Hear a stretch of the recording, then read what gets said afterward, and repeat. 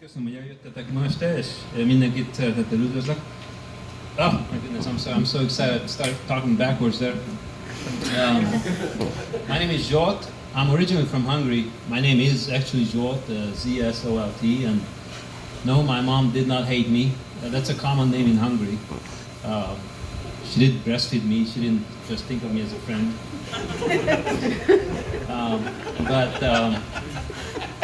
And she also did just not throw darts at a random alphabet board. In case, if you looked at my name, you'd think that. Brent, why am I following a hairy guy? This just puts me at the disadvantage right away. Bald is beautiful, man. I was gonna say, bald is beauty. No, there's no such thing as a bald head. Only your forehead going down to your ass. That's what it is. Well, guys, I am excited. I'm as excited as a woodpecker in a lumberyard. Or, actually, I'm as excited as a mosquito in a nudist colony. Now, English is not my first language. When I first said that, it came out as, guys, I'm as excited as a woodpecker in a nudist colony. And it still worked, I don't know. But, now, my friend showed me his step ladder, and I felt sorry for him. He never knew his real ladder. You know, in English, there's so many redundancies, like step ladder. Why can't you just call it a ladder? Like, have you ever seen a ladder without steps?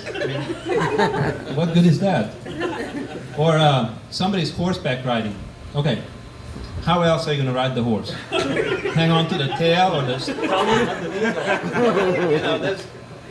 you're just horse riding. I mean, let's get efficient here, guys.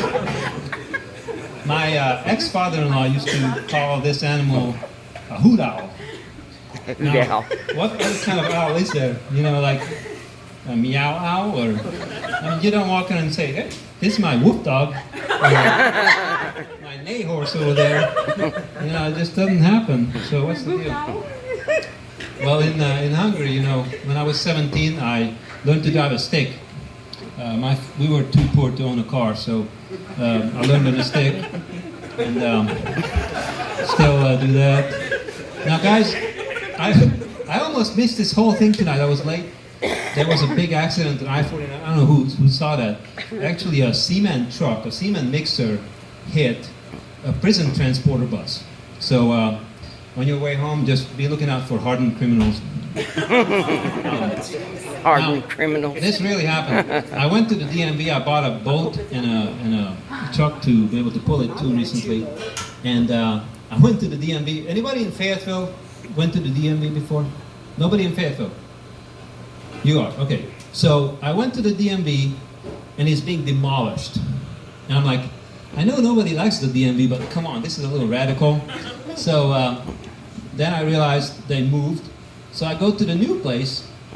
Now the new place, new DMV and everything, it's a horrible location. You can't get out of it if you're gonna head east on MLK. But anyway, that's another story. You probably get, I know why they did it, it's for more business. You get hit, you have to buy a new car, you go back to the DMV, and the cycle goes on.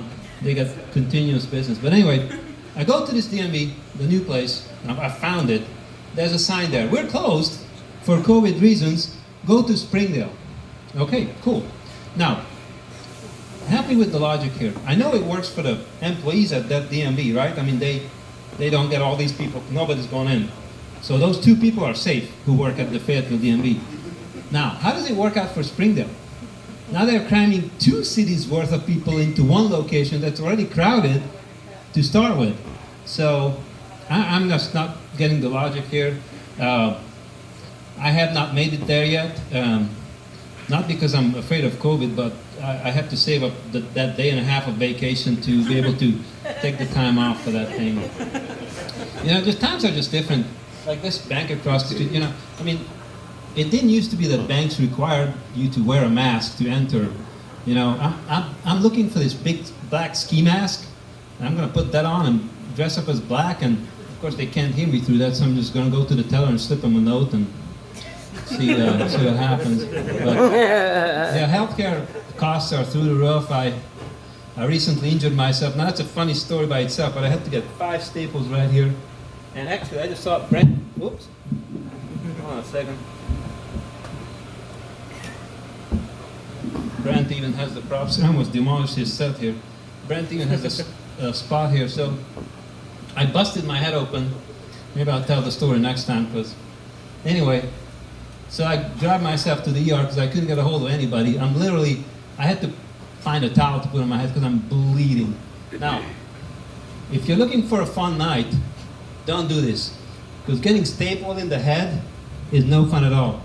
So they cleaned me up and everything, and oh, you got a big old gash, we need to have like 6 staples. I'm like, cool, that sounds good. Do you want lidocaine or not? I'm like, well, what's the difference? Well, lidocaine will sting as bad as the staples. I'm like, and it takes longer for that to kick in. I'm like, just do the staples. Okay. After the second one, like it's like your scalp being stapled into your skull. I'm like, shit! Can I get the... Ah! I mean, that was just crazy. Don't recommend that for fun.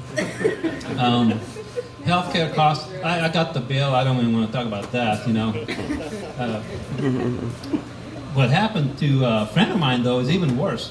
He got, I think, gypped on the bill. So he goes to this doctor, gets really bad news. He's got cancer. Doctor tells him he's got 1 month to live. And he's like, oh my goodness, you know, can I get a second opinion? The doctor says, yeah, you're ugly too. So the guy says, no, that's not what I meant. Like, is there something else you can do? Like, I'm a healthy guy, this can't be happening. He said, hold on, I got another test I can do. Goes back, brings his dog back out, this Labrador Retriever. So the guy's sitting in the chair. Dog goes up to him, dog kind of sniffs him, licks him, walks around him, goes back out. And the doctor comes back and says, well, same thing, you know, I mean, you've got 1 month to live, I just confirmed it with the dog. So, guy says, there's gotta be something else, dude. Nobody in my family ever got cancer, I'm a healthy guy, I've taken care of myself. Is there anything else you can do, any other test? The doctor says, there's one more thing I can do. Goes back out, brings his cat in, okay? The cat kind of walks around the chair, jumps up into the guy's lap, he's like, whoa. Kind of just rubs up against the guy, goes back out.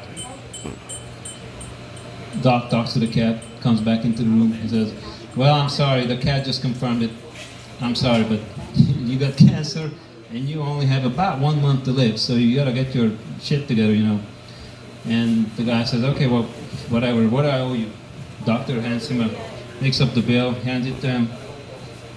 Said, $540 for just this quick visit.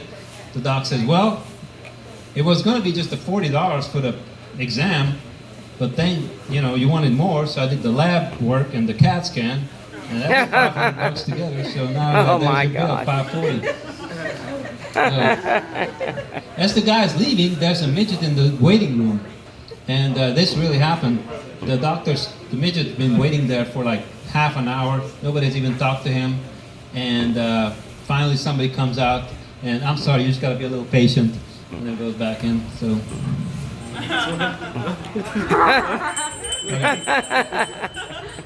So anyway, if you guys want some more free comedy, I think there's going to be another presidential debate. This Tuesday was awesome. I mean, free, no interruptions, no commercial breaks even. So I recommend it. Now, to close, guys, I want to tell something. This is aside from comedy, aside from jokes, and only my family knows this until now. So I'm going to come out a little bit with this, but. I've been a male trapped in a female body. So I really was a man trapped in a woman's body. And it wasn't a good experience, but then my mom gave birth to me, and it's okay. I've been okay ever since. So thanks for coming, guys.